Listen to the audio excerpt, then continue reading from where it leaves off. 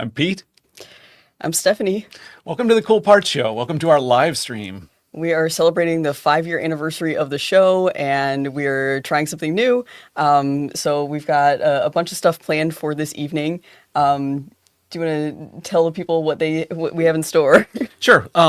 We've got a lot in store. I mean, yeah, we're celebrating 5 years of the Cool Parts Show. Thank you for joining us. Thank you for indulging us a little. But it's not just about us. We've got a lot to talk about. We've got some things to say about the show and what I think each of us has seen that it reveals about additive manufacturing, the way it's advanced, been accepted in the 5 years we've been doing the show. And also, we've got updates on cool parts we've covered. They're all still cool. And many of these companies have gone much farther. But yeah, we're also celebrating, and it feels really noteworthy to us because if you could have seen our aspirations 5 years ago when we started this, we could have never imagined this show about 3D printed parts, how they're being used, how additive manufacturing is being accepted, just how far the show would go, how recognized it would be, and the kind of opportunities and access we've had to cover additive manufacturing as a result of this little show. Yeah, so this live stream is a celebration of a lot of past cool parts. We've got lots of great updates, and it's also a celebration of you as the viewers. So thank you so much for tuning in. The chat is open, and I know that we have a handful of our experts that are going to be joining us. If you have questions as we go along, or you just want to say hi, like type it into the chat. We're going to be keeping an eye on that throughout the evening. You might get some of your questions answered as we go along. We also want to let you know that we're going to be doing a swag giveaway. So we are going to be giving away some t-shirts at the end of the evening. There is a link in the show description where you can enter the form. It's very simple. It's just the address where we would ship your t-shirt, what size t-shirt, and we are going to be announcing the winners live at the end of this stream. So stick around for that. So I think that covers the business. Where should we start? I think we want to start with, I think there are some stats and trivia and kind of breakdown of data about the show that we wanted to get into. And I can start off with my portion. So I was looking at past stats about you guys, about the viewers, and thought that it would be fun to put this together in sort of a Cool Part Show wrapped, like a Spotify wrapped kind of presentation. Except this is for 5 years of the show, not just 1 year. So in 5 years, we have gained 20,000 subscribers directly from people watching the show and clicking subscribe. Our channel has grown to 35,000, and we started somewhere around 600 subscribers in 2019. So like a huge amount of growth, and a lot of that is on the momentum and a direct result of people watching the Cool Part Show. So thank you so much for joining us.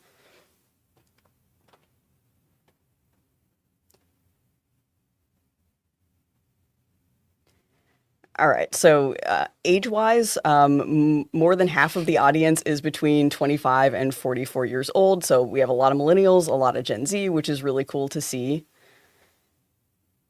And then the next biggest groups of viewers, 10% of you are under the age of 24. Honestly, I thought it might be a little bit higher because I know there are some college professors out there that assign this for their students. And then we've got 34% that are 45 or older. We have been guest lecturers in college classrooms as hosts of the Cool Parts Show. So like some of those under 24-year-old viewers, like we've met some of them. Top 5 locations, the United States, but also Canada, Germany, United Kingdom. I don't know that there are many people in Europe watching right now. Sorry about the time. We had to pick a time. This is what went out in the polls. Yeah. And then also India. And then beyond that, if the list kept going, viewers in Australia, viewers in the Netherlands, in Sweden, in Poland, all around the world. And it's been really cool to connect with some of those people.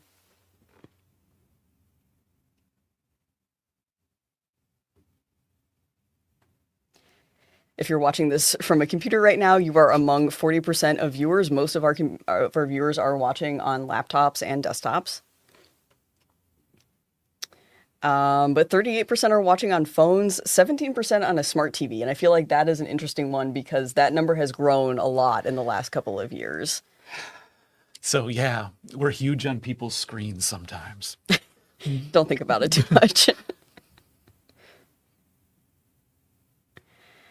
So collectively, you all have spent 90,596 hours watching the show. And I was trying to put that into some kind of perspective. It's 300 or 3,800 days. It's like 539 weeks. It is approximately 10 years. So people have spent twice as long watching the show as the show has actually existed, which is just kind of like crazy to think about.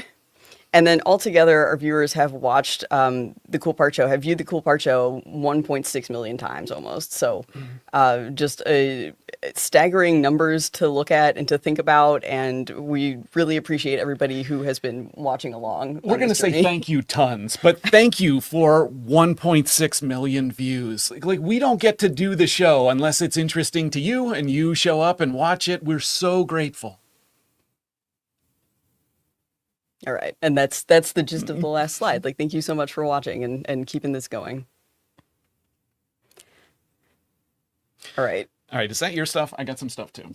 That is my stuff. And I think I'm about to get a pop quiz here. So I sort of stepped back and took this occasion to kind of look holistically at all the episodes we've done, everything we've covered. So starting question, in the history of the Cool Parts show, how many cool parts have appeared?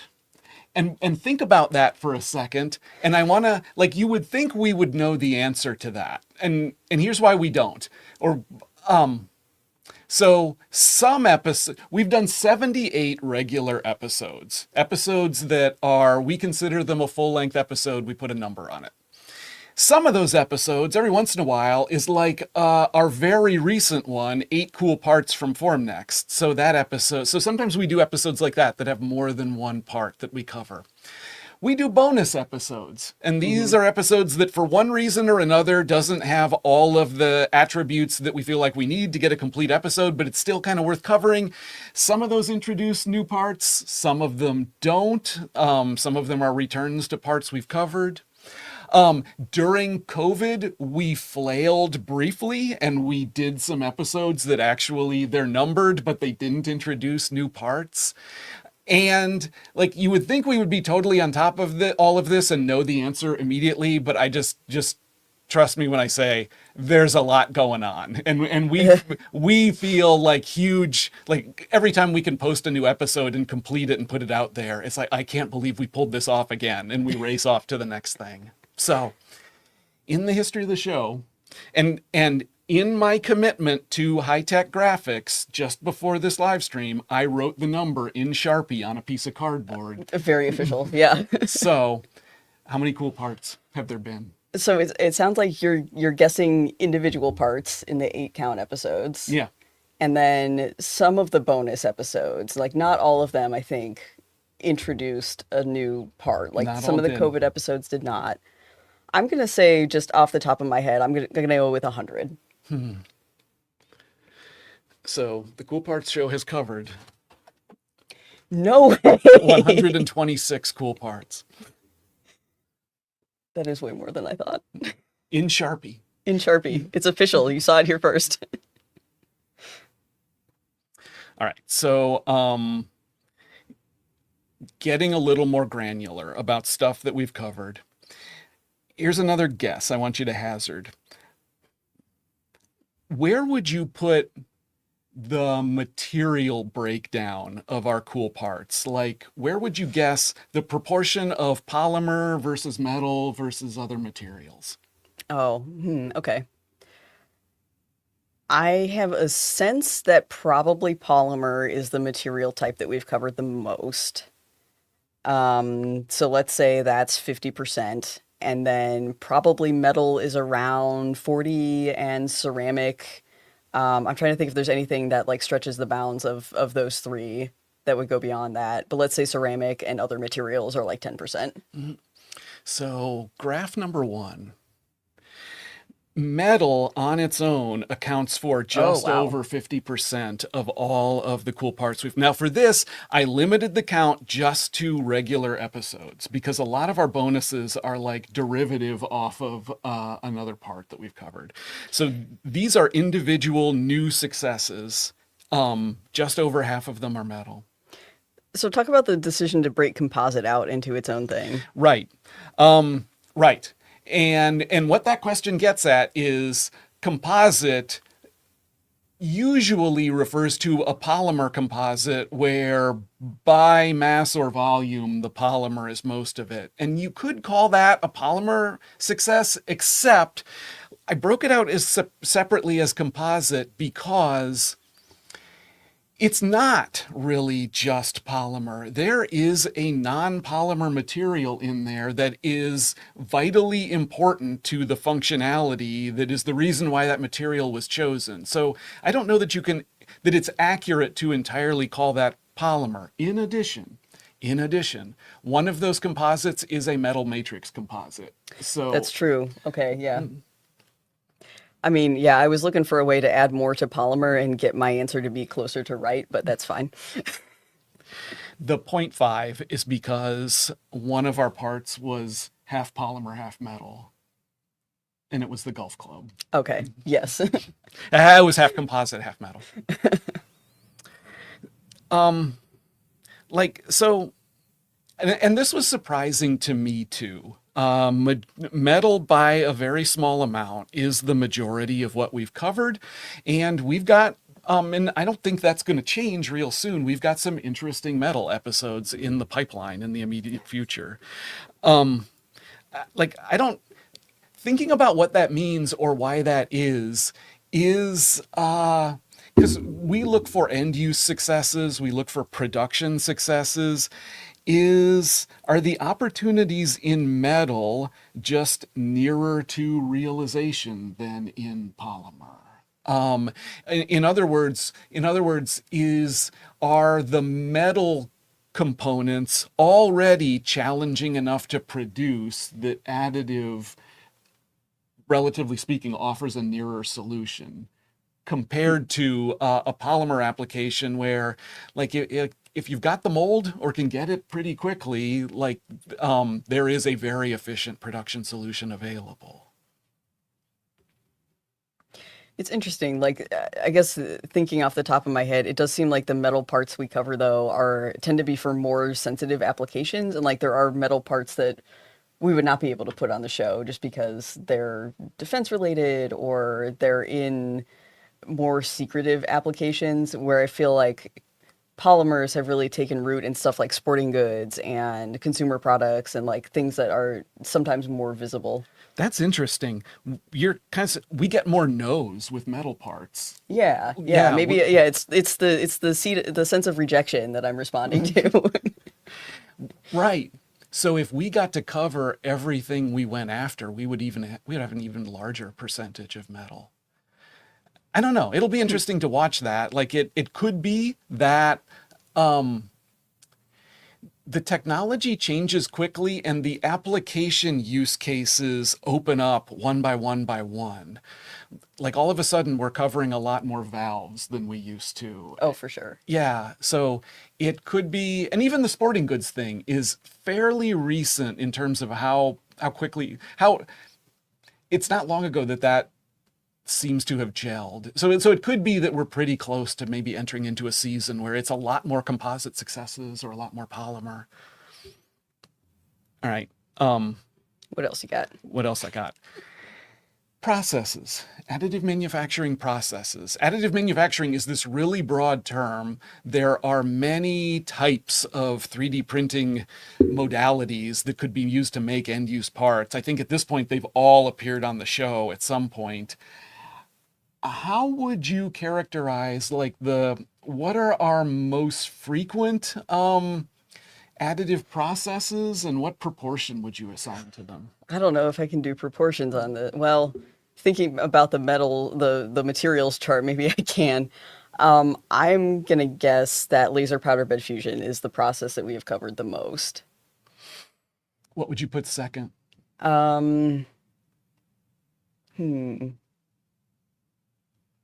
Can I have a hint? Is it metal or polymer? Polymer mostly. Polymer mostly. FFF? So chart number, wait. Give me, what Not the. proportion? Yeah, what proportion would you put laser powder bed fusion? You're right, by the way. uh,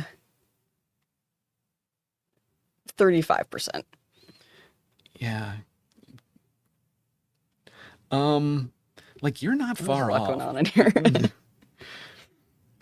So, um, and again, these aren't percentages, these are numbers. So you sort of I could have done this by percentage. So you have to guess at the proportion by, but what did you say? Did you say 35. yeah, like that looks kind of like a 35% shape to me. I think you're pretty dead on. Laser powder bed fusion, far and away, is the process that has given us the most cool parts. You said FFF.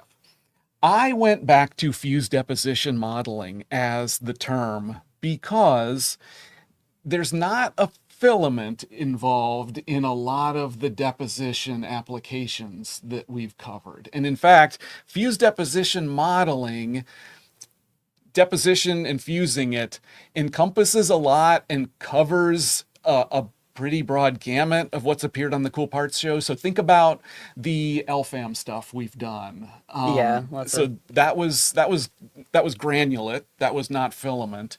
The concrete wall. Like if you're not going to call it FDM, what would you call it?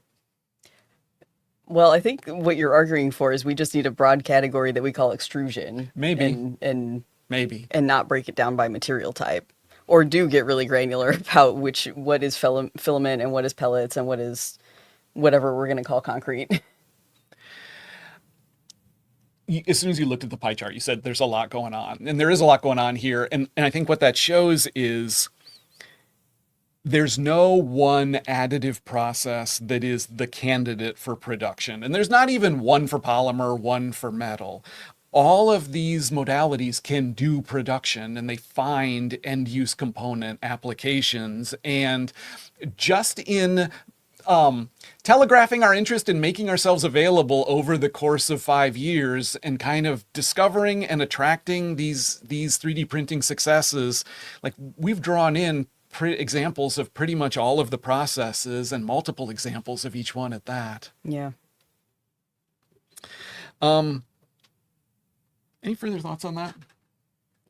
It's a really cool graphic, like just thinking back to 5 years of the show and all of the different processes that we've had a chance to cover. And like one of the things that's really great about the Cool Part Show and just working in additive manufacturing as part of the media is that there is so much variety. Like we're talking about composites, we're talking about ceramics, we're talking about polymers and metals, and then all of these different processes inside of that, coupled with all of the different end markets and industries that we get to talk about, everything from valves to medical implants, and like it's just it's a cool little slice of the type of variety and just we're always getting to learn new things, and like this chart is sort of reflecting that.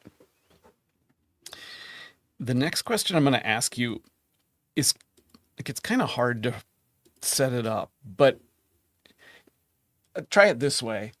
Like what would you name as the top 3 application categories, industry categories, if you will, for where Cool Parts have landed?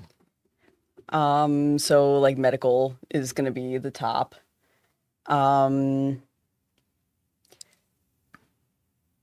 Maybe drones. I feel like there's actually quite a few drone or like autonomous vehicle type applications we've covered. And then, I'm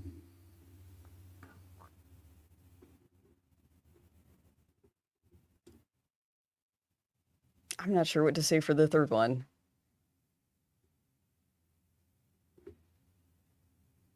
For the sake of throwing something out there, maybe I'll just say like mass customization, like consumer products. Okay. So the third chart. So the immediate problem with this chart is you can question any choice of category that like so uh aircraft is on here. I could have pivoted a different way and called it MRO or replacement parts, or every success fits different categories. But in trying to group these together, this is what I came to. You said medical right away. So like implants are high up there.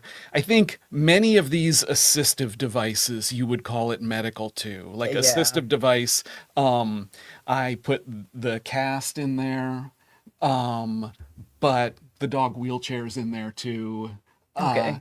so these are, you'd call those medical. They're tailored for the end user. What's the two medical device wedge by itself? Right. So let me look back to, I'm looking at my spreadsheet now to remind myself what those were.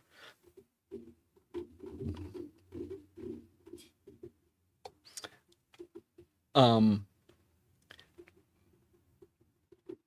the Oh, so like the micro robot gripper, Oh, that was like it's a surgical for a implement, surgical but device. Yeah. it's not a an implant. So a couple things about this. That the other category is so big that it's like tied for first place. And those are all the things where it was really a category of one and I couldn't find anything to mate it with. So for the 7 different categories of one that went in there were air handling, construction, geothermal, musical instrument, Yeah. pharmaceutical, railway, zoo animal feeding. Yeah, some niche stuff in there. And what that points to is so and we talk to contract manufacturers in who are working in additive all the time. And I talked to one we'll bring up later as we get into our updates on cool parts, but he said like people ask him all the time, what is the application space for additive? Like where are the applications coming from? And there's no answer at all. The answer is there are all these different applications and they continue to appear, the existing ones grow, but they're not necessarily connected to one another because additive offers a design opportunity or a lead time opportunity or a product development opportunity or a customization opportunity or an enterprise reorganization opportunity, and those different opportunities are creating these islands of application, and there's this whole rich archipelago of where additive is succeeding. The other large category here is machine building was striking to me. Machine building meaning that additive is being used to make a better component of some very specialized machine. Yeah. This is striking to me because in all of the cases we've covered, additive is bringing better functionality or ease of assembly to creating that machine. How far does that go? Like if that's if that is an example of a killer win for additive, do all of the machines in our world, does all of the industrial equipment eventually get better and better and better as the geometric nuance and improved fluid control of additive as that gets incorporated into more and more equipment? I spent a large part of my career prior to additive manufacturing covering metalworking and machine tools, and that's a description we often heard about machine tools. It's a machine that makes other machines. So, like by that definition, like additive is starting to deliver value in that same way. And as we're seeing with the cool parts we've gotten to cover, opening up the envelope even further of making machines and what kind of machines can be made. Let me see what else is on here. Anything else strike you? Space is big. People like space. People like space. Power generation, I feel like that's been a growing one recently.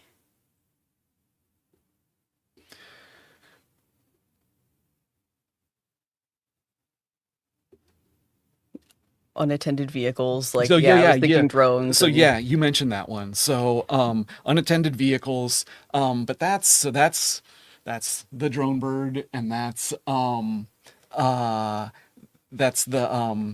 the General Atomics unattended vehicle. But it's also remember the unattended submarine. yeah, that's what I was thinking. When I saw that category, I was like, oh, that's why you did it that way, to Yeah, put the submarine somewhere. an entirely different chart could be made by coming up with different categories for all of these. But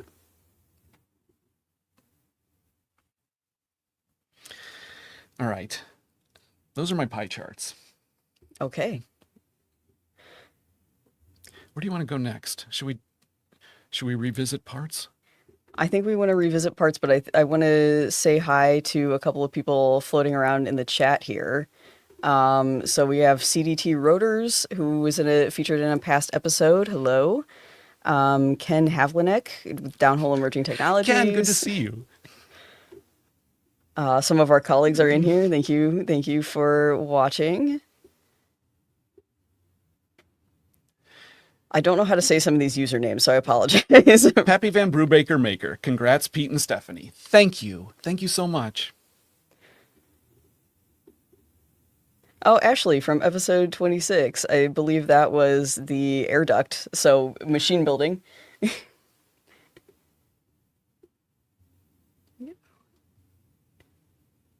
he gave his episode number. Well done, Ashley. Happy birthday, Cool Part Show from Gunter in Munich, and I believe it's like 2:30 in the morning, so thank you for watching, staying awake, or getting up early, whatever the case may be. We really appreciate it. All right. Ditto Gunter, honored. Thank you. And for those of you who are like just now joining us or coming in partway through, we are doing a t-shirt giveaway. So there's a link in the show description. I think it's also floating around in the chat as well. We're going to give away some t-shirts at the end of the stream. So go to the forum, fill in some info, and we'll do a random drawing by the end of the evening here. Tangible Solutions from episode 2 checking in. Oh, nice.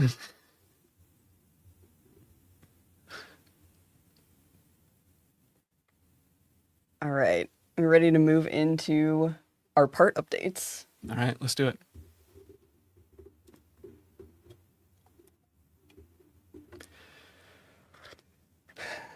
I know that you want to start because you've got a really good one to start with.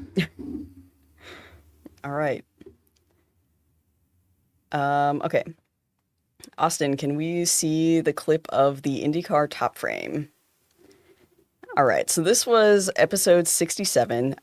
This is the top frame. It is a required piece of equipment in all Indy cars. It's basically, it's serving sort of the same function as like the Formula One Halo, but it is holding the aero screen in place, and it is 3D printed titanium. So it's actually made in 5 different pieces. Laser powder bed fusion comes up again. They get welded together and then installed on the car. And so we covered this part right as they were making this transition from the first version of this component to the second generation, where they reduced the amount of material, they made it even lighter, kept the same strength that they needed. And the second generation, awesome. Yeah, the comparison there. The second generation is 25% lighter, and that went into use with the 2024 IndyCar season. And so I got in touch with Tino Belli, who's the director of aerodynamic development for IndyCar, who's interviewed in this episode, to ask him basically like, how did the new top frame perform in this season? And he said it performed really well. We had 3 incidents where the car went upside down, and the second generation lightweight top frame took the load as well as the first generation. So I actually saw on Twitter one of these races where this happened. Can we show the Twitter clip? So this was the Iowa Speedway, and there was this multi-car wreck that happened. Cars flipping over, cars landing on top of each other. I think there were 3 vehicles involved in this one, and all of the drivers were okay after this. And like a big part of the reason is because that top frame was there. So you see like the car sliding, and it's actually sliding on that titanium component that was there. So Tino said that in his opinion, it saved 3 or 4 drivers from serious injury this season, and I think that's a pretty great endorsement for what 3D printing can do for these vehicles and for these drivers. And so was excited to get that update and just like hear how it played out in the season. It's just amazing because that incident happened not long after that top frame was introduced. Yeah. Okay, so the first one I want to talk about is Gunter Kapler, who's watching right now, Kapler Engineering.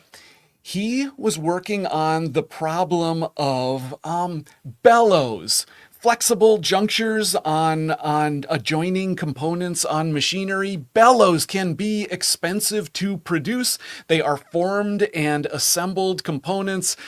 Tooling is used to make them, so their shape can be limited. And he applied additive manufacturing to solving this problem, being able to tailor make flexible bellows and figured out how to get a working resilient bellows structure through 3D printing. The more recent photo that he sent us, so it shows he says this is we're going to see it soon. So this is a test of one of these 3D printed bellows. He says this is a successful 1,000 cycles test. So this bellows that's made additively is proving itself to be as rugged as bellows made other ways. Other update that is he's gotten this idea patented. He says the patent not only claims a specific application, but also covers the functional realization of the flexibility of 3D printed solid materials in general. He talked about also some of the interest that he's getting. It sounds like it's still at kind of a proprietary point now, but the bellows, as he makes them additively, have to be square. They're more printable that way. They're what is traditionally round works better in 3D printing square, and it is proving that square shape is useful for some applications. Like think containers that have to flex with thermal changes, or even precision machinery where the housing might be subject to thermal stresses. Another update is we happened to see, Stephanie and I were visiting a company named Quadris in Alabama. They are a contract manufacturer and an engineering company. They do fairly sophisticated additive manufacturing work for the military, among other clients. And in the course of our visit, we discovered they were viewers and they were inspired by this very episode. Quadris was challenged to make a flexible component for a Navy system that they were engineering, and they were working out whether a bellows-like structure could do it. These little fins you see are their attempt to the wall thickness has to be just right to get the springiness that they want. So they are printing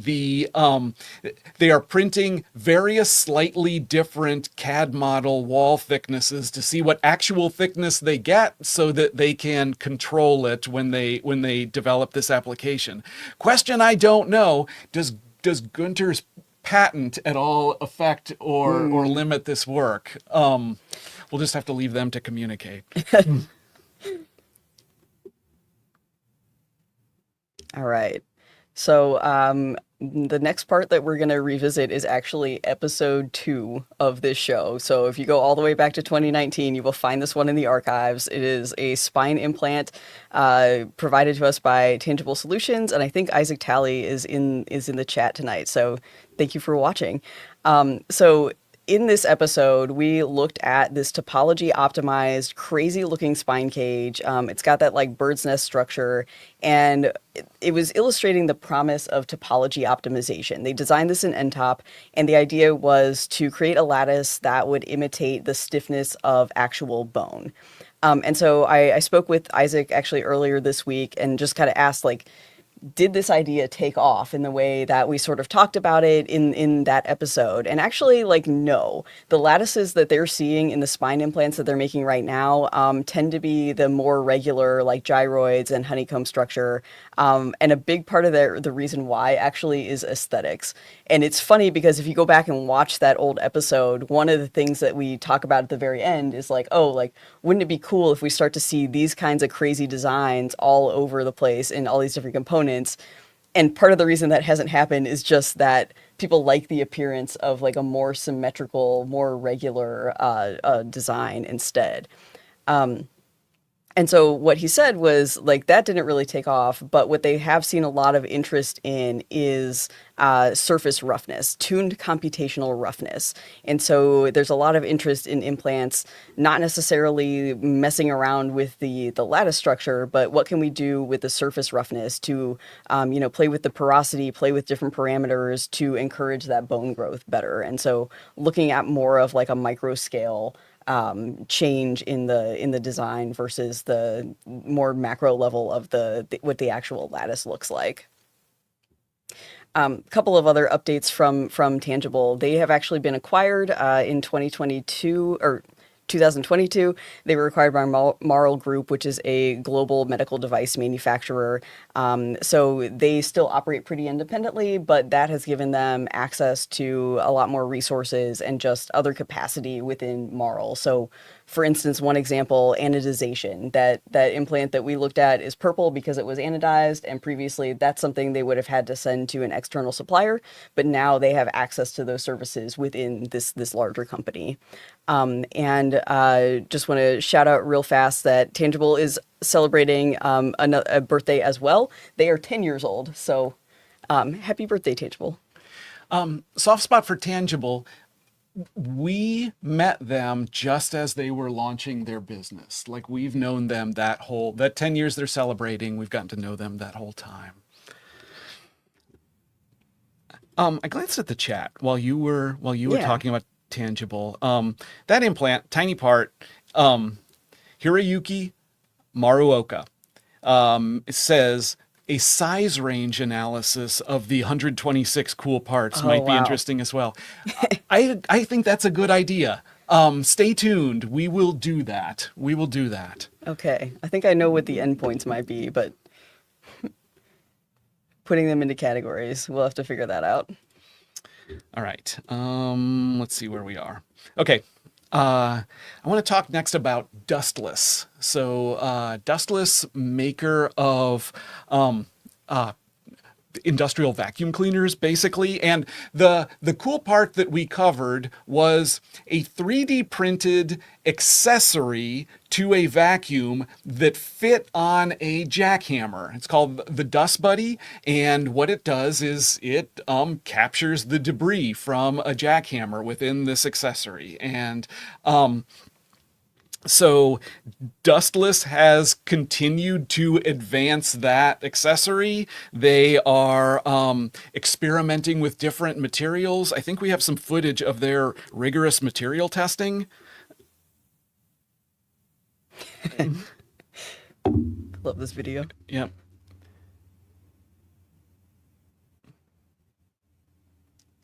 Yeah, so it's got some bounce on it. They make industrial equipment for contractors. It just gets beaten up. So throwing their parts around and slamming them against the floor is a pretty good evaluation of the material strength. I'm sure they don't mean to imply that's the only material testing they do, but so some other updates so Dustless is actually, it has a sibling company too. The owner, Spencer Loveless, also owns a company in the same facility in Utah called Merit 3D. Dustless makes the vacuum cleaners. Merit 3D is a contract manufacturer that does 3D printing services, does 3D printing production for all kinds of customers. A a recent success for Merit 3D involved the chance to produce a 1,000,000-piece order through additive manufacturing. This is the customer lost access to their injection mold tooling because of the war in Ukraine. They turned to 3D printing instead. To make this part, it is the customer is they make an adhesive product. This component attaches a nozzle to a tube of adhesive. So making this part through 3D printing, mostly Merit 3D uses DLP machines. They've got like 24 of them. So one DLP machine can make 400 of these pieces per build. There's 225 minutes per build. So you work that out. The average is about one part per 30 seconds is the rate at which 3D printing can produce this. So Merit 3D on some of its machines while serving other customers on others. Dustless, the vacuum cleaner maker, continues to advance too. So Spencer Loveless says that there's a new vacuum design they're coming out with, not just the accessories, but the vacuum cleaner itself, and 40% of the cost will be additive parts as they're developing it now. He sees 7 different components that are going to be made through 3D printing. He's the one that I was referring to who gets asked, where does additive manufacturing fit in? Like, where are the jobs for it? He gets asked this by others who want to launch additive manufacturing businesses. And there's just no answer. He says right now he's serving aftermarket automotive, oil and gas, electronic hand tools, and like fittings for adhesive tubes. So that's, it's just the applications are everywhere and anywhere. And Spencer is another one that like goes way back because I think he reached out before he even was doing 3D printing, right? So that's true. Oh, thank you for that. Spencer Loveless gave me a call at one point. He felt limited in lots of ways by his reliance on mold tooling. His molds, just in terms of the cost of his product, the molds were being made overseas. There were huge lead times. There were cases where there was one notable case where the market demand for a product changed before he could actually obtain the mold to produce it. Sort of he missed the window. So he was looking at additive manufacturing. And yeah, I first encountered him because we had a conversation about it. And at that time, the technology was not at a point where it could serve him effectively. But like 2 years after that phone conversation, he was up and running with additive manufacturing. Yeah, it's been cool to see like how the technology changes and like how that influences like what can actually be manufactured. And it's so exciting and it keeps changing. And that even has been the story of the show so far. In just 5 years, the range of possibilities and the maturity of the application successes has changed considerably. All right. So the next one that I want to talk about, this was episode 41. It was the helicopter door hinge bracket that we did with 9T Labs. And so this was a case of composites replacing metal. This was a bracket that was designed as a replacement for a machined steel bracket. And so 9T Labs has this strange 3D printing technology called additive fusion technology. And basically they're printing the continuous carbon fiber with just enough plastic to hold it together. And then you print the preforms of the part that way, like the places where you need the strength, load those into a mold. So there is actually tooling involved, and then compression mold it together.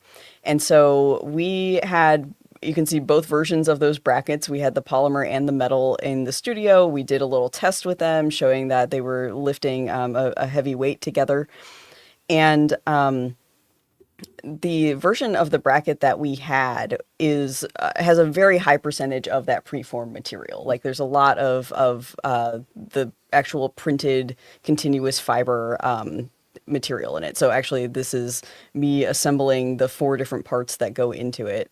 And so these are all the printed components, and then this would get loaded into a mold and then and solidified that way. And so, in preparing for this episode, I reached out to Yannick Villemin, who is the director of marketing and business development for 9T Labs, to kind of ask, like, are there any updates on this part, or the way that this technology is being applied? And what he said is they have been carrying this idea further. In actually reducing the amount of 3D printing in the parts. So the preform is like the most expensive and challenging part of the manufacturing, but you can save money, you can reduce weight and cost by limiting where you put it. So just put the reinforcement in the places where the part is going to see some kind of stress.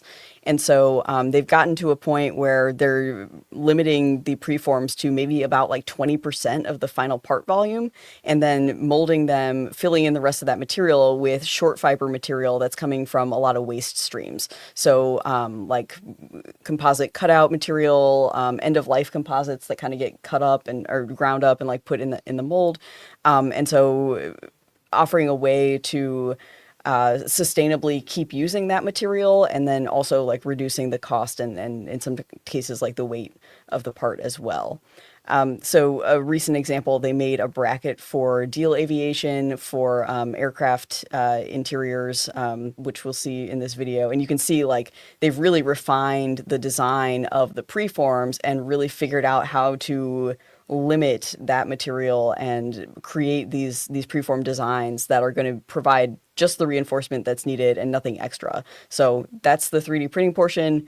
This is the molding portion with the recycled material, the waste material. And then at the end of it, you end up with this composite part.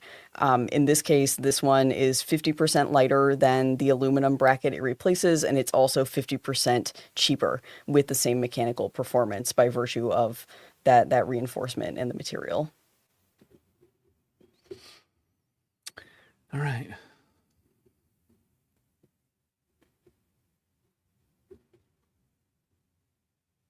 What do we got next?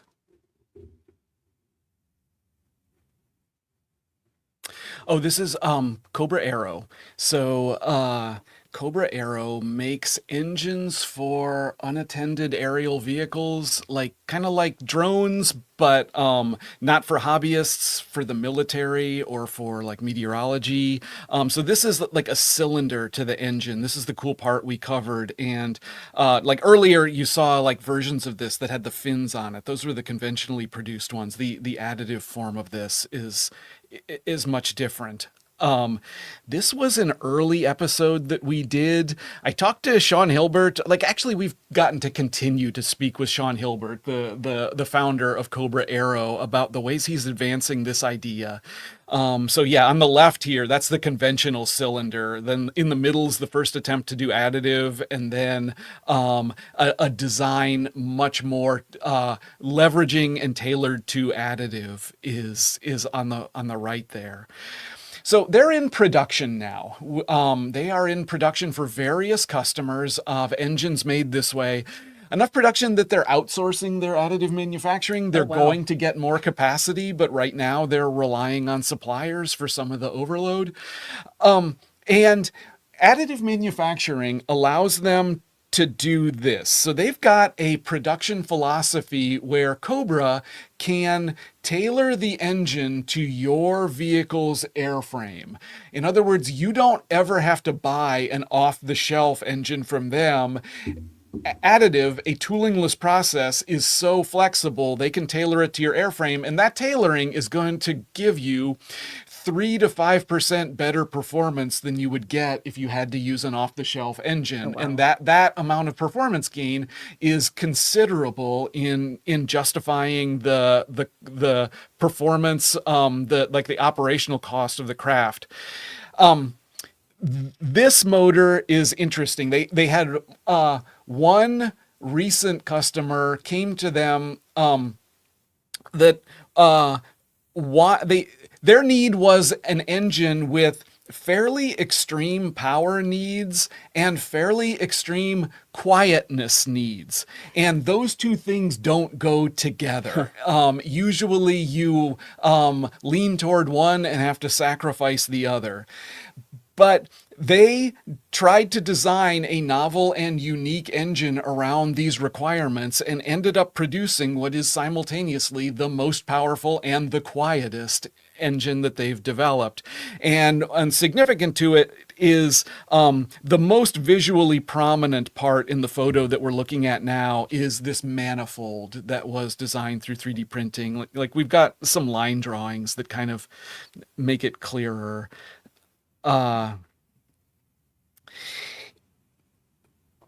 One interesting requirement in producing that they did everything they could to make it without support structures because of the complexity of like the sound control geometry on the inside. There was one place where a support was needed, so they had to engineer a little door into the part so they could reach in and cut away the support structure.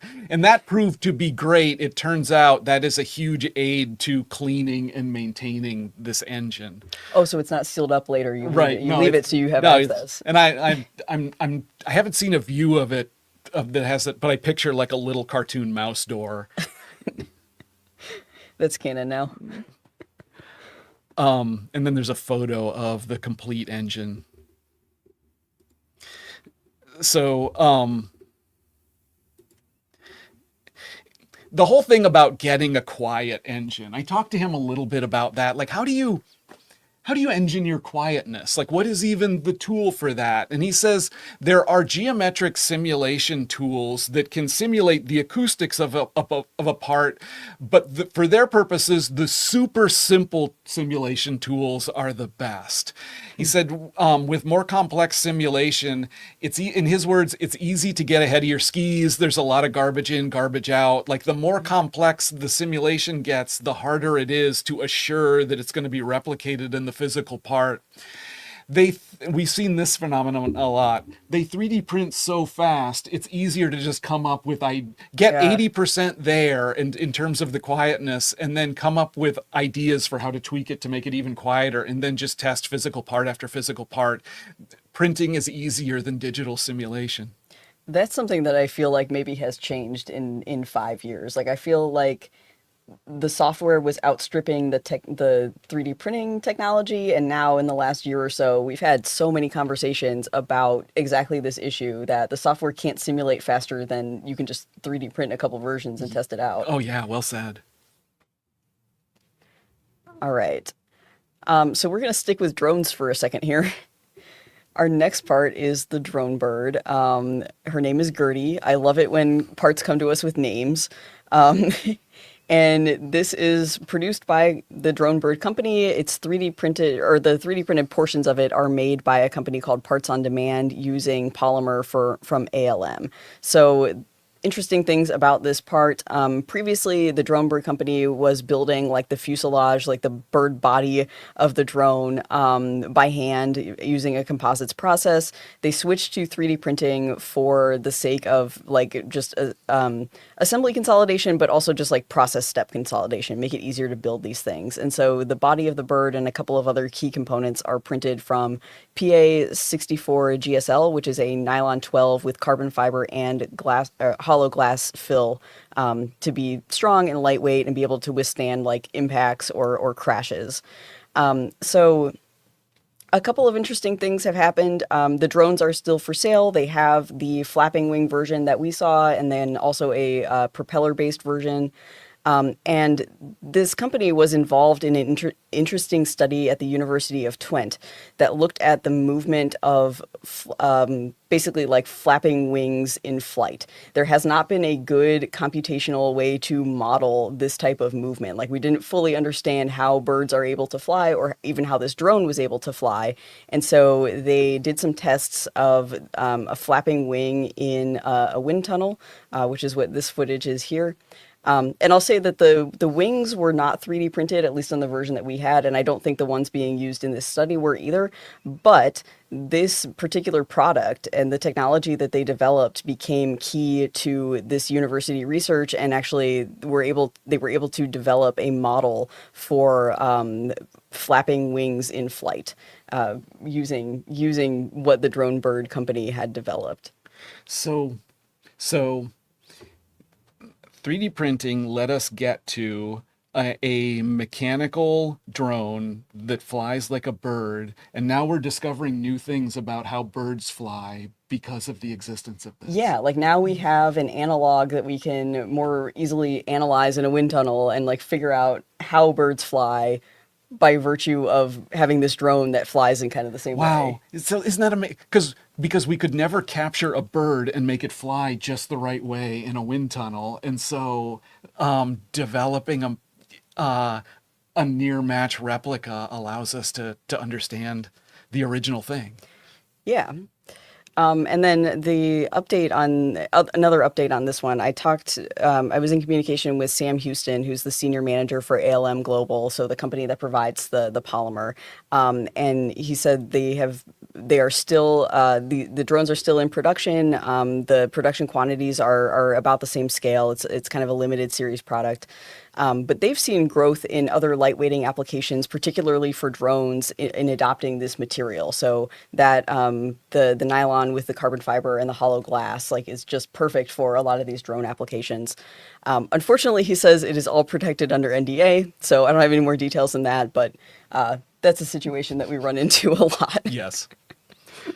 Okay, Cobra Aero jumped on to update their update. Oh, nice. So we talked about how they're outsourcing, they need more capacity. Cobra Aero says, our new Renishaw AM 500Q with Tempest drops next week. Nice. Tempest is cool. It lets you, it allows the laser to be melting material ahead of and behind the recoder blade, and they both basically just alternate back and forth throughout the cycle.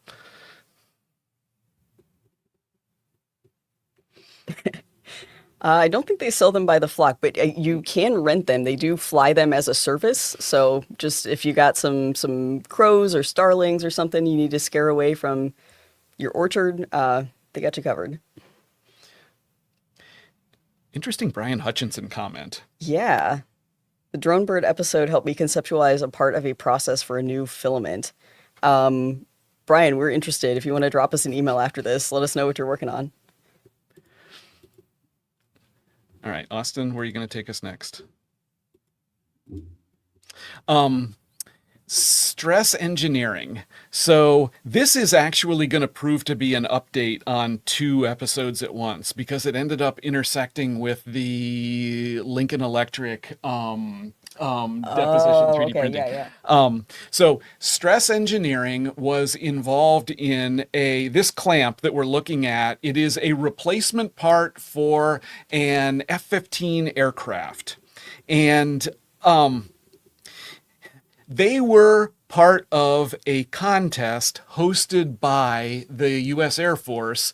During COVID, it was a virtual contest, the Advanced Manufacturing Olympics. There were all these different tests, and the competition that they were involved in had to do with designing, producing, and qualifying a replacement part in the fastest period of time. And this clamp holds 2 adjacent fuel lines at just the right distance from one another within the aircraft. Their solution was 3D printed with 2 different materials. That strap is useful for installation, and it becomes integral with the clamp during 3D printing.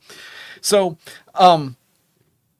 stress engineering has not had, and stress engineering's role, they were partnered in this with, what was it? It was what used to be Entopology, but is now NTOP.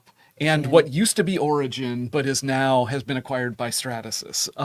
So all of them together were in this competition. And what stress engineering does is basically model things to figure out how they'll break, and then do physical testing to try to break them, all to validate the performance limits of products.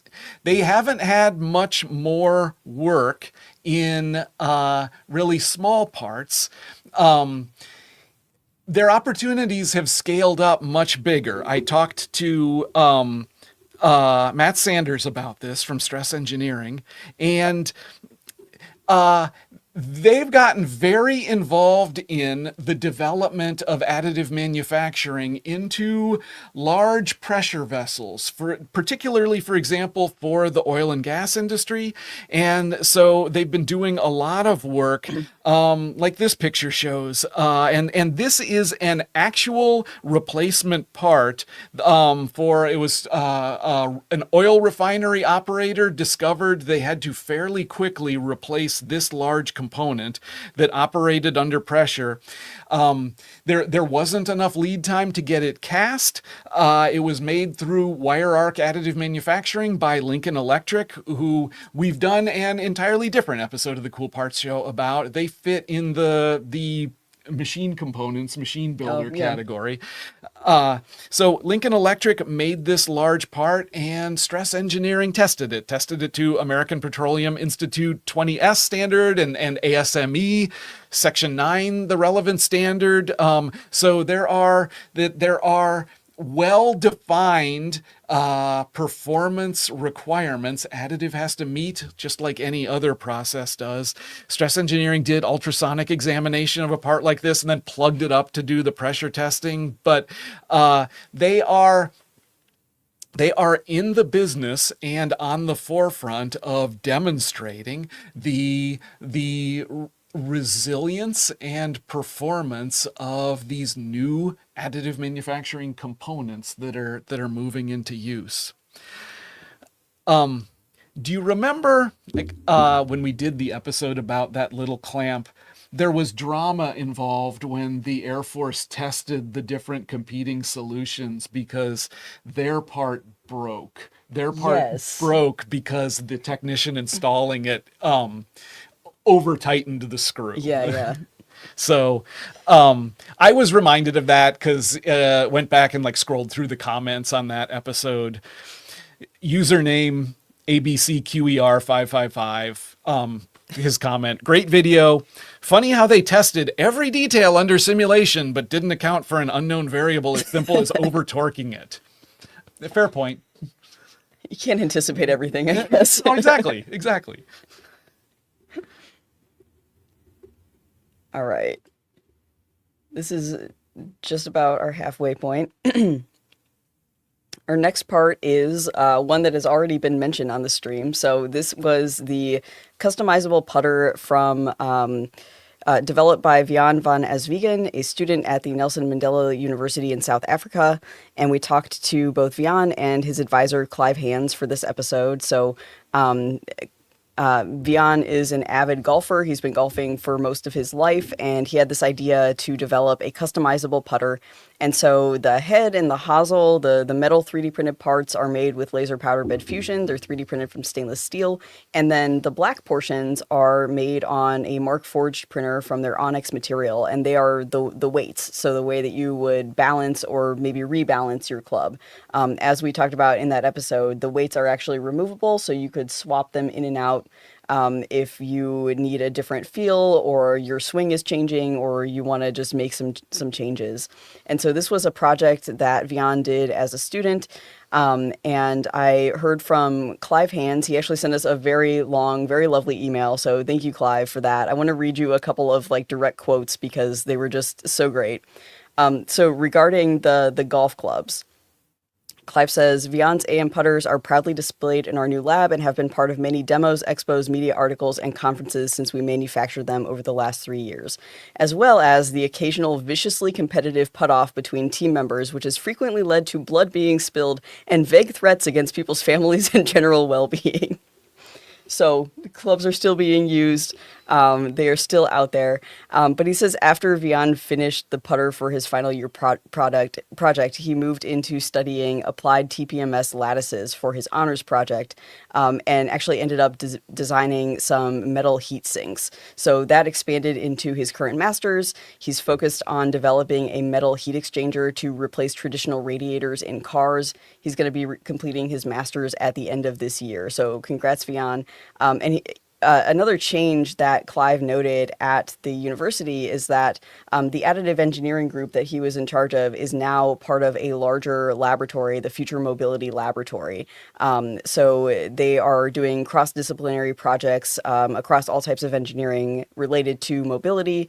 One of the projects is upgrading an old Formula student car to be an electric car. And so that heat exchanger that we saw at the end, can we get that photo back up? This is one that Vian helped design as part of his work on heat exchangers that's for that car. These are prototypes. So one is kind of scaled down and the other one is closer to the real size. And so congrats, Vian, on completing your master's at the end of this year. Clive gave that update and then said, then the traitorous bastard is moving on to an engineering career beyond my reach. We will lose him at the end of the year. Much tears and general wailing will be shamelessly and publicly displayed. Which I feel like for any student leaving their school, like that's actually a ringing endorsement from a faculty member that you will be missed that badly. Yeah, indeed. Username the TTAM31 clearly has insight into the stress engineering Air Force Olympics contest. He wishes it to be known. We did consider the over torque and set limits for operation. They went beyond the limits. Fair, noted, and we should say the Air Force apparently agreed. The stress engineering team won that contest.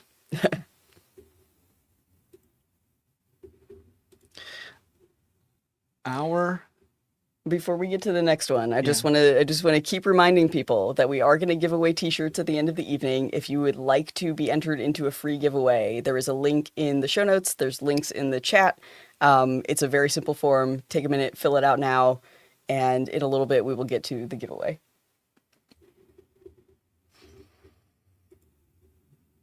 All right, next part update. So this is a machine tool component. This is produced by DMG Mori, machine tool maker, CNC machine tool, metal cutting machinery, and this is a component made through additive manufacturing. It fits on a machine tool that is capable of doing many different types of operations, and the purpose of that component we just saw, it has to do with directing cutting fluid in just the right way to enable effective grinding on this machine. I think like we saw a glimpse there of the laser powder bed fusion process. So there's the grinding wheel. And this component replaces what used to be a fairly difficult assembly to get all those fluid channels just right through this part. When we saw that hose in the laser powder bed fusion machine, DMG Mori had to develop some new hardware to create a more effective production depowdering process for this component as well. It goes in a machine tool that looks like this. So DMG Mori, which is a maker of additive manufacturing equipment in addition to metal cutting machine tools, continues to refine and advance its own machine tool designs by developing more and more components that are designed for additive, take advantage of additive, and made through additive manufacturing. So another photo that we have of so this goes with the company's Matrix Light robot loading system. You can see it's got a lot of geometric detail to it. Some other There's another sort of, I took these photos at Formnext. So there's another sort of complicated manifoldish type fluid handling component for a machine tool. Maybe the most notable additive manufacturing success in DMG Mori's machine tool building has to do with drawbars for many of the spindles of its machines. So here, a drawbar here. There used to be a cladding operation that would give a hard surface to the drawbar, a harder steel onto the steel drawbar. Goes into the metal cutting spindle of a machine like this. The drawbar channels the force that holds the tool holder and the cutting tool in place, holds it rigidly in place so that it can cut precisely, so kind of core to the machine tool. DMG Mori is now using directed energy deposition to be able to machine drawbars and then complete them through additive manufacturing all in one operation, all in one setup on one machine. Notably, in one setup on a machine that then in turn ends up using that very drawbar as one of the components. So the savings are pretty considerable because cladding is an external operation, and it also has a relatively high carbon footprint. So this move, this consolidation of operations all into the machine tool using additive manufacturing, it cuts the drawbar's production cost by 80%. It cuts lead time by over 90%, and it cuts carbon dioxide emissions associated with making this part by 2/3. So DMG Mori continuing to use additive manufacturing more and more in more impactful ways in making its metal cutting machine tools. 3D printing helping 3D printing. Yeah. All right.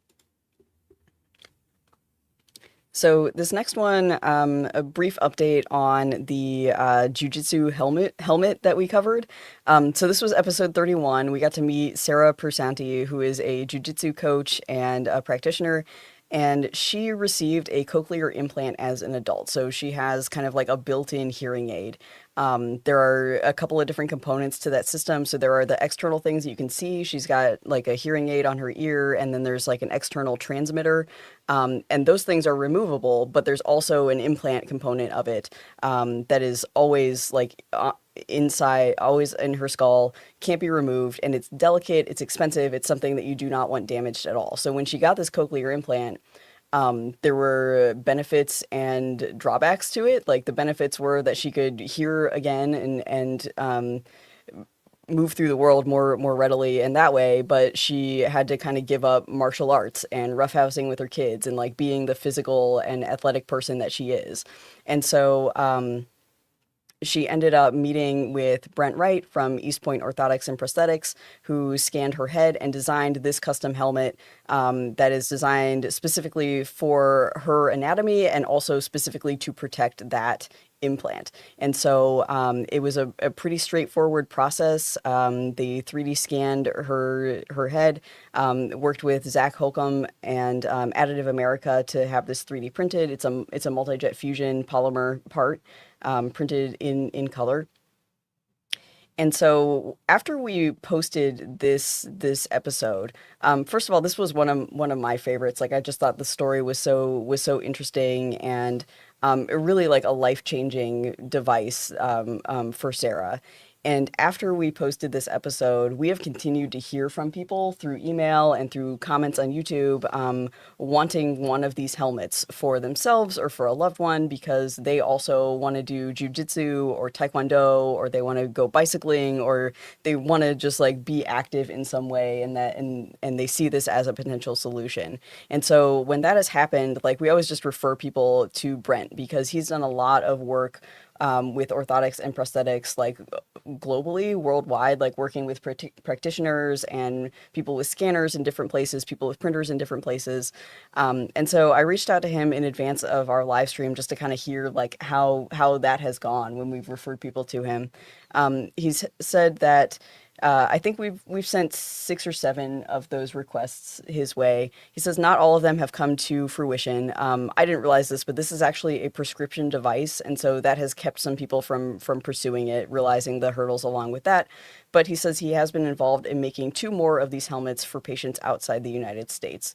So I think this is a really powerful story because it's filling this niche need that, without Sarah reaching out and figuring out that this could be a solution for her, and then working with Brent and everyone to design it and make it and make a device that could protect this implant, like this wouldn't exist. But now that it's out there, all these other people are coming out of the woodwork looking for the same solution. And I hope that maybe someday, like, the prescription aspect of it won't be such a hurdle, or the other reasons that these things aren't happening. Like, I hope we can get past those and have this option available to more people. Not everyone knows that 3D printing is available as a solution like Yeah. this. Sarah Persanti appears in that episode, and she is such a positive and uplifting person, and not a manufacturer, knew nothing about 3D printing, but has just become this believer about, like, seeing all the freedoms that it returned to her. And like, yeah, just as you say, like, we didn't intend the show to reach people struggling with health and medical problems, but it is reaching them, and that they're discovering this impact of additive. And yeah, it sounds like a couple people got helped because of that. Well, and the other part of that is that a lot of orthotists and prosthetists, like, don't know about 3D printing, Yeah. or they don't want to mess with it. Like, this is a very manual process where, like, you have a patient that needs a prosthetic, and, like, you're having to physically make a cast of their body and then physically lay up, again, like that composites layup process, like, and make this device for them. And, like, hopefully it fits. Like, hopefully you got a good mold and they didn't move at a crucial time. And so I think, yeah, I hope and expect that we're also reaching some of those folks as well, that can start to see this as, okay, yeah, I don't have to build every device by hand. I could look into 3D scanning. I could find a 3D printing partner, and maybe there's a better way that would let me see more patients, make better devices, save myself some time and labor. So yeah, like, I think that episode in particular is a good one to still have circulating out there, and I hope more people are finding it. Yeah.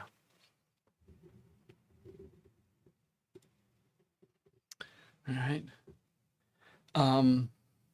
So this is the Baker Hughes trim stack. This is a valve component, and its function is to control cavitation, which is an effect owing to a sudden pressure drop within a flow of fluid through a valve that can cause problems downstream, and generally leads to high maintenance costs where it exists. Um, Intricate internal geometry within that defines the flow path coming out of the valve can control for cavitation, but it results in a structure that is very hard to manufacture. What we're looking at here is a structure that we were just looking at that was made through a stack of machined components. Now additive manufacturing is able to make this all in one piece, and Baker Hughes, in their facility in Texas, is producing these in various sizes for customers through additive manufacturing, through laser powder bed fusion, a component the likes of which they did offer before, but offered in a very different way, in an assembly that was time consuming and difficult to produce. The next step for Baker Hughes, well, Mikhail Anisimov, who is one of the Baker Hughes team members we talked to for our original episode, he says they now have, what we're looking at now is, I believe, their biggest trim stack so far. It is 12-inch diameter. In order to produce it, they can't give it that lean like we saw on the earlier Okay. build plate. They've got to print it straight up and down. So they have redesigned it slightly to enable the vertical production like that. But again, the trim stack kind of simulates, it almost practically replicates the original stack form of the different machine components. The next step is what they're calling their Evo trim design, and it has a path geometry that leverages additive manufacturing and takes advantage of additive manufacturing entirely. And my understanding is what this path helps to control and systematically reduce pressure by circulating the flow path so it doubles back around and intersects with the flow itself. And I'm going to confess right now that I'm looking at this and I do not entirely understand what's going on in this flow geometry. But we will be speaking in more detail to Baker Hughes later and learning a lot more about how much farther they're going with additive manufacturing to I guess Baker Hughes figures into another like funny recent incident. I was walking down the street in Cincinnati where I live. A car slowed down, swerved around, pulled out. Somebody gets out and says, "Are you on the Cool Parts Show?" It was the craziest way to be, like, we get recognized at industry events. To be just recognized by somebody randomly driving down the street was strange. But he was someone who had been working at Baker Hughes, was now in Cincinnati because he's pursuing an additive manufacturing position with GE. So he knew Mikhail, who just gave us this update. So, hey, Miguel. Nice. Iron Man, I agree. I wish we had Cool Parts stickers for our laptops. Unfortunately, they came with the company brand on there. All right. Our next part, this was from episode 39. This was the Stator Bore tool produced by Kennametal. It's for cutting the bore for the motor of an electric car. And these tools are very large, difficult for a machine tool to handle and like keep the precision that was needed. And so Kennametal used 3D printing and topology optimization to come up with this design. And those kind of like arcing tubes around the side are for coolant to flow through to the cutting edges. There's actually 3 different operations that this tool can accomplish at once. And they were able to achieve this with 3D printing and redesign. We actually had 2 different versions of the tool here in the studio. One was all metal. I believe it was all... I didn't write the material down. I think it was steel, but I could be wrong about that. And then they produced a lighter version by creating a carbon fiber shaft for the tool. And so they were able to reduce the weight. Oh yeah, the full steel one was 10.7 kilograms, and then the carbon fiber reinforced version was 9.5 kilograms. So this tool is still in production by the customer daily, but Kennametal has gone farther with this idea. So at Formnext, I stopped in their booth and spoke with Werner Penkert, who was in that episode. And they had this other tool on display. So this is a much more, a less crazy looking tool, let's say, from the outside. Looks a little bit more cylindrical and straight up and down. But they used very similar ideas to, or very similar strategy to 3D print the cutting head of this tool. And there are like those channels throughout for the coolant. An interesting thing about this one, and this is for the bore of, it's for the cylinder of an engine. And there are these kind of holes and slots a little bit further up the shaft that we're going to see in a second here. That actually caused the tool to work. Basically, it's like a hydrostatic bearing. Like the fluid is coming out as the tool is turning and cutting, and that's helping to lubricate and keep it centered. And so they're seeing a lot better precision out of this. And this is replacing a tool that was so heavy, it couldn't go in the machine tool's automatic tool changer. They actually had to put it on a pallet. And so like the workpiece pallet would leave the machine, the pallet with the tool would come in, get loaded in, and then they would swap them back in. By redesigning and switching to this hybrid design that has, again, like the carbon fiber shaft, they were able to reduce the weight enough that it can now go into the tool changer just like any other tool. They're saving time. They're getting better parts out of it.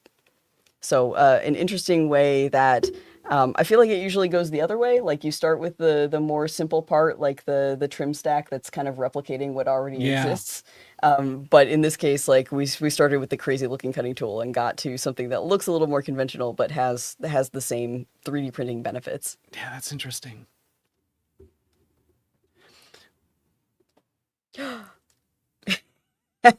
I will say, the logo is Gardner Business Media, our employer, who is a huge reason for this show. Yes. So, yeah, it's nice to have the Cool Parts logo there. We're just as proud of the Gardner Business Media logo too. So, we might take those off in a sec. We have a few more parts to give updates on, so if you haven't signed up for the t-shirt giveaway, go register. The link is in the show notes. We don't need much from you, just where to send it to, your size. So sign up, be in our drawing. Next part, this is a real quick update. This 3D printed scapula is a replacement shoulder blade for a cancer sufferer who was going to lose the scapula and lose much or all of the use of his arm as a result. The scapula, we came to learn in developing this episode, is a difficult bone to replace. Your scapula is packed in there tight around a lot of tissue, tendons, muscle, and so a replacement necessarily needs to match the geometry of the original equipment, the original bone. Additive manufacturing provides a way to do that. So this patient's original scapula, their original bone was CT scanned to get the geometry, and then the scapula replacement was made through 3D printing, through electron beam manufacturing, electron beam melting. Several different parties were involved, and they include notably the surgeon, Dr. Joseph Benavinia, a company Orthotin that was involved in the engineering of the scapula, and what was then Amplify Additive and is now Arch Additive in Maine produced the scapula out of titanium. The update is this. After that episode had been out there a while, it was discovered by someone who really needs it. And we got this comment that you can still find on YouTube, username EricC9109. And he wrote, "Thank you. I was diagnosed with stage 4 rectal cancer, rectum, liver, left scapula, couple pelvic lymph nodes, September 2022. After 12 rounds of chemo, pelvic radiation, liver surgery, I've been on a very rigorous monitoring program with favorable reports. The scapula resolved after chemo, but it decided to act up recently. I reached out to Dr. Benavinia with the info you provided on your show, and we are gearing up to surgically intervene in a couple of months. Thank you again for bringing this professional and his staff to my attention." So that is wonderful. We don't know more than that, but Eric C9109, God bless, and I hope everything went well.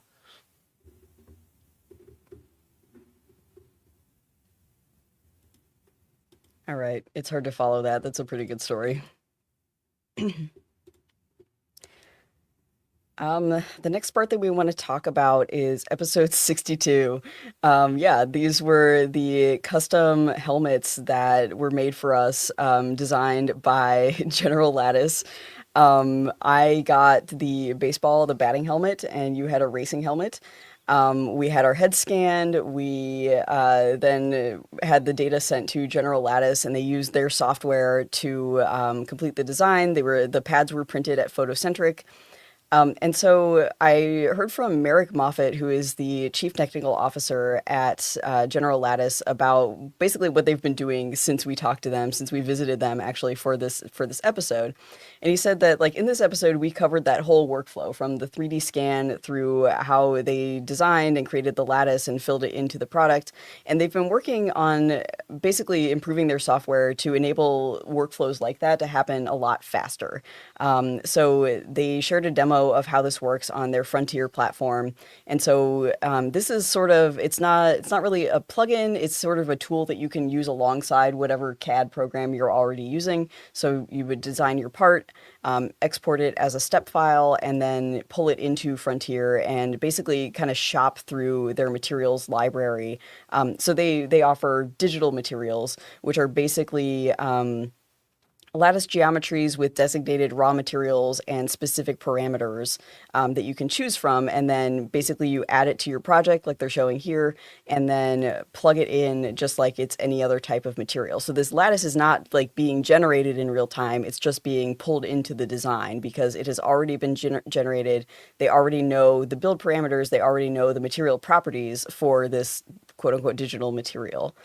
And so right now they have about 4,600 polymer materials in the library. So expanded since we last talked to them. They're working on getting metal-based materials in here that should be available within the next 8 months or so. They're releasing some different pro materials that are designed for specific applications. So the material that we had in our helmets was a foam replacement. They're working on some other types of applications like that. And after you have created your design with Frontier, the thing that you do right now is then like download that, export it as an STL and go to print it. But starting in January, they're going to have a feature built into Frontier where you can just go find a supplier and basically, you know, take the some of the guesswork and some of the aggravation out of looking for the right supplier. They're going to be able to connect buyers with companies that can manufacture the products that they're designing. So that's going to be coming in January. So I don't want to understate the significance of this. That achieving the foam-like properties that are exactly what you want through part geometry instead of through material property is a new possibility with additive. And now General Lattice is creating this tool, this resource to make it possible to navigate all that and select the geometry that you want. Our helmet and the padding, they were customized to us. Just like Stephanie said, they scanned our heads, and the scan is super precise. And when we met with General Lattice, what we discovered was like essentially in CAD, they're working with our disembodied heads and they're rolling them around. It's terrifying. It's terrifying. And the color is pretty accurate too. So they like put all of the rendering layers on, and it's like it is eerie. It is too eerie. I think Austin's trying to find the view for it. And that last picture, by the way, that was I saw that same helmet that's in the demo actually printed in the photocentric booth at Formnext. So I didn't know the story behind it. I hadn't seen that video when I saw this. I just saw that it had a General Lattice tag on it, so I snapped a photo. But yeah, that's the making of this particular helmet, which is a little different than what we had. All right, I think this is going to be our final cool part update. The company is Recce, and their invention that was enabled by additive manufacturing, it is ski goggles that include heads-up display giving you all the information you would want while you're skiing, like your speed, for example, but also the locations in space of all of the different people in your party that you're skiing with. So even if you're not in line of sight with one another, you can find them. Additive manufacturing is important because to get the electronics needed into a very slender compartment that fits against the ski helmet well, to mold the complex like housing geometry was just prohibitively difficult and expensive for Recce, and would have required them to lock in their design way before they're ready. So they went with additive manufacturing. Design Fusion is the company that is providing their production services. Recce happens to be local here for us. They're in Cincinnati. Design Fusion is doing production for them in Cincinnati. Yeah, this is a fully realized product enabled by multi-jet fusion. I talked to David Pease, who is one of the founders of Recce, to get an update, like the big update for them, and where they got to take this product. They appeared on the TV show Shark Tank. They were contestants on Shark Tank. They actually won, so they got to present their product there. A result of that, David says, is now they have a relationship with Mark Cuban. He is in regular communication with them, and he's helping to advance and develop their business. David continually stressed that how huge 3D printing has been for them and how important it is for them, how it's enabled much of their success. It has allowed them to get to this philosophy. Their philosophy of production is that their product is never done. The design is never done. They're able to keep on improving it from user feedback because, again, there's no tooling, so nothing is fixed about the geometry. They can keep changing. He says, particularly early on, they had enthusiastic users, but they would get, he says, 3-foot-long emails with all these ideas for improvements. A part that he sent us a model of is one in particular that has been, this is part of the hardware that fits against the user's forehead, and for the visibility of the display, the functionality of the display, for considerations related to what happens to the goggles in the event of a crash, like how do they collapse? Do they do that in the right way? For all of these different kinds of considerations, like comfort not small among them, this component has been changed just an uncountable number of times at this point. But Recce is free to just keep on making its product better and better and better. Design Fusion is helping them. They're in full production now. David says they're producing in batches of about 500 at a time. Design Fusion moved some post-processing capability to the Cincinnati area to help them and keep supporting them in their production. He also just wanted to give a shout out to Kemp Prototype and Design, who continues to be their go-to for the design engineering work. They're about to get certified to sell internationally.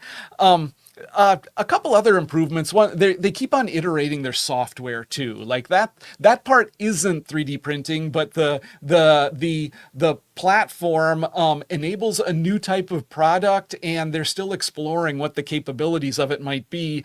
An introduction that is coming, maybe it's here already, is functionality that is like ways for slopes. So it's not just if the people in your skiing party are kind of proximate to you.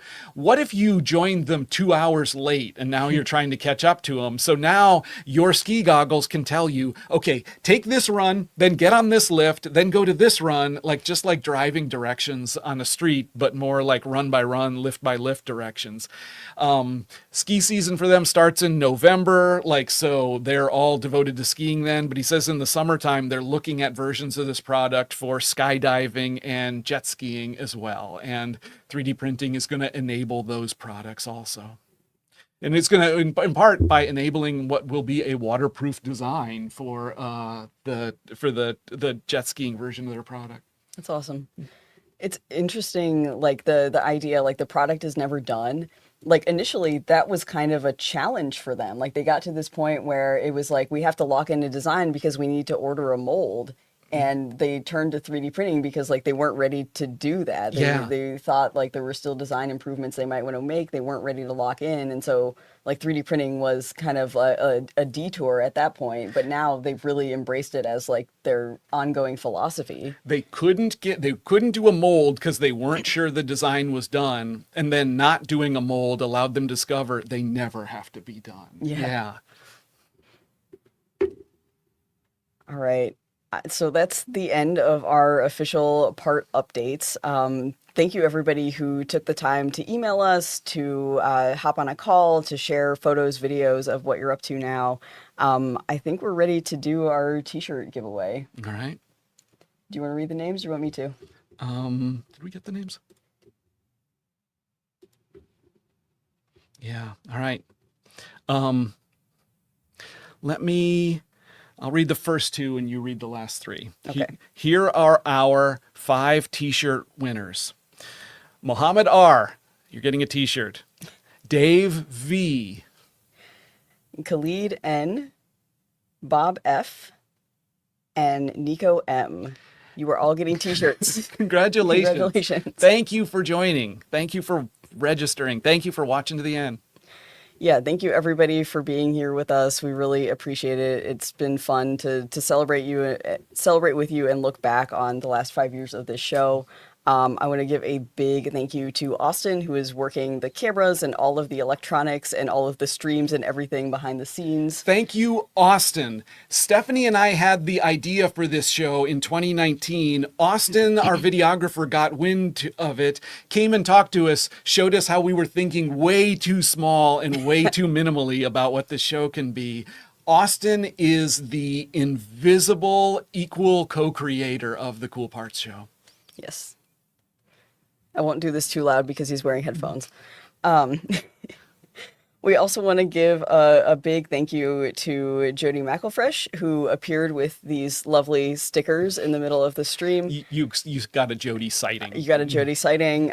You should feel lucky because she is a person who is much more comfortable doing all the things that need to be done behind the scenes, and we love her for that.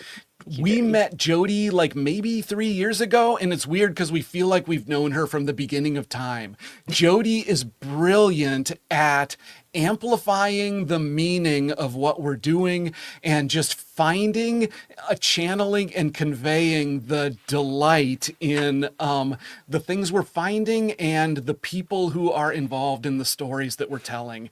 If you ever are amused by the cheekiness of the Additive Manufacturing social media voice, you're hearing Jody McElfresh. And you just saw her hands delivering. And she brought cake. And Jody brings cake. Thank you, Jody.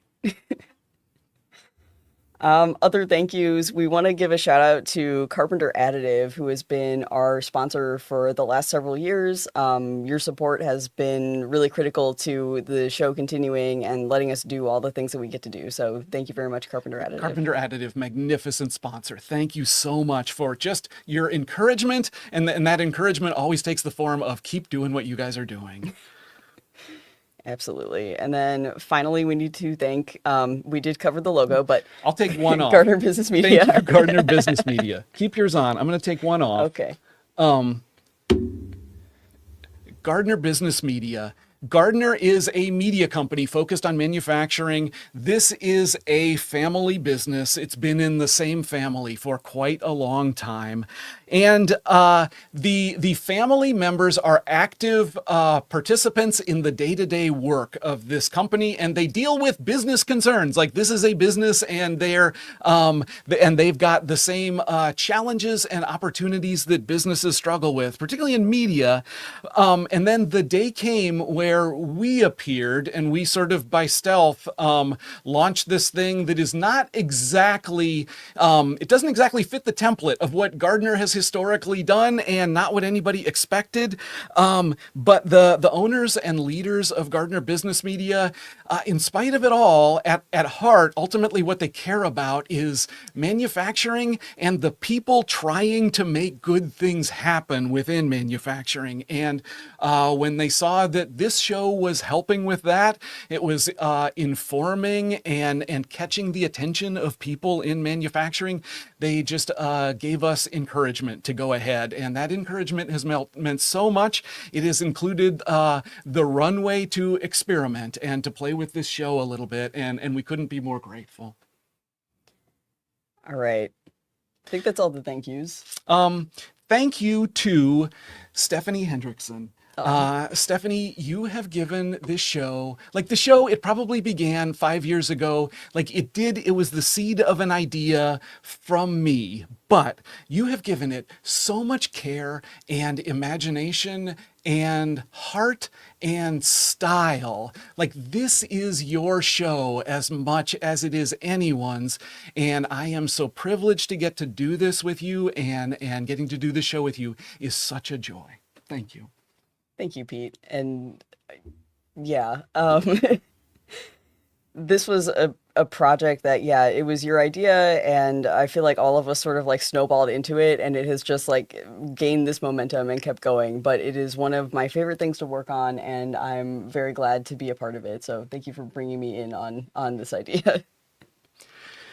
We couldn't do this if it wasn't for you. Everyone who's joined us on the live stream, it means so much. It's been so fun. I think this worked really well. I think we're going to do stuff like this again. It results in cake. So stay tuned. Keep watching. We've got great episodes coming in 2025. Like, do you want to talk about that a little bit? Like, what do we have teed up?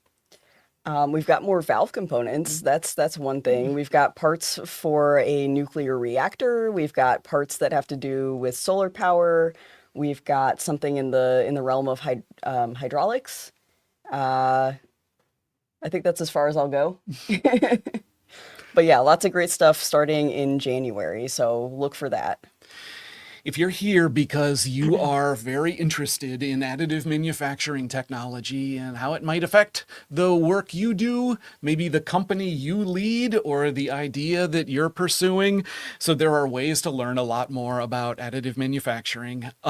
We have a newsletter called The Build Up. You can subscribe, and our website is additivemanufacturing.media. You can find all our stuff there, articles, other video, and subscribe to The Build Up there.